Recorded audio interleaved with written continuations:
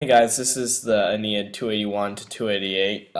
Just some context for this part. This is Aeneas talking to the ghost of Hector in a dream, celebrating Hector after he was destroyed by Achilles.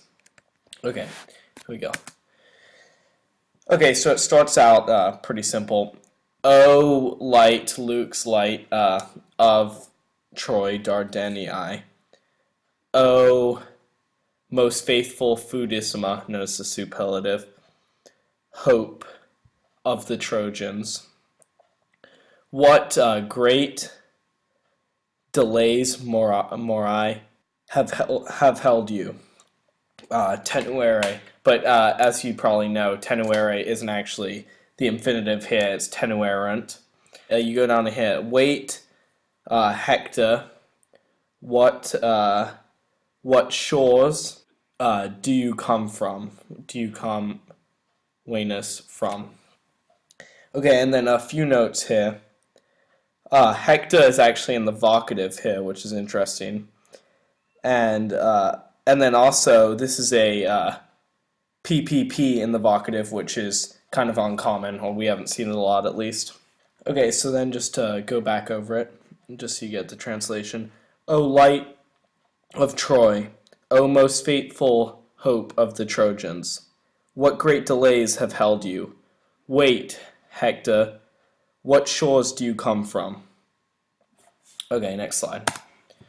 How we see, you have to go down here, we see you after many funerals and then of your, but you supply of your men, many funerals of your men.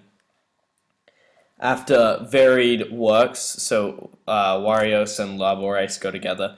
After varied works, both of men and of the city, what unworthy, indignant reason or cause has fouled your serene face, Waltus? Or why do I see these wounds, vulnerae, wounds? Okay, so there are a few worthy things of note here. Probably the coolest of which is this chiasmus we got going here. I don't know if you guys picked up on it, but it goes varios labores hominum urbis, so A, B, B, A. And then also aspicamus is kind of a royal we.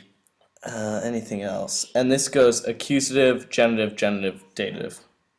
And here basically he's just asking a series of questions, and he is wondering, because when he meets Hector, he's wondering why he's so beaten up because he's dead. I mean, remember when they dragged him around the walls or whatever? He didn't expect him to be as if he had just finished that. He expected him to be dead and then risen just like a ghost, kind of. Just to sum this up again. How we see you after many funerals of your implied when, after varied works both of men and of the city, what unworthy reason has fouled your serene face? Or why do I see these wounds? Okay, next slide.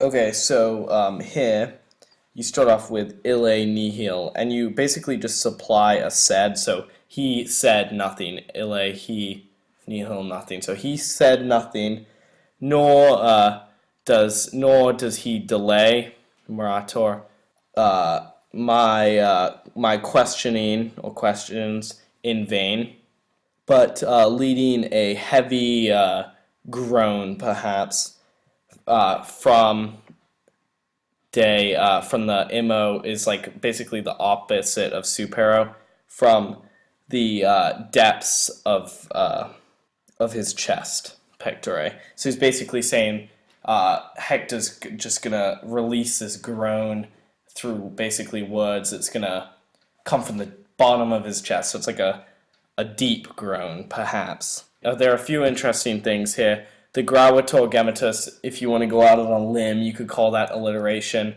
But then gemitus, as it means the groan, gemitus, groan, it could be onomatopoeia, and that's another limb.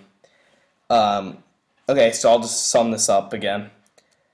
He said nothing, nor does he delay my questioning in vain, but leading a heaving groan from the bottom of his chest. And then in, I believe, Lauren's screencast, she's going to continue with what Hector says, and you'll notice he'll just basically disregard the questions that Aeneas asks him about his death to Achilles.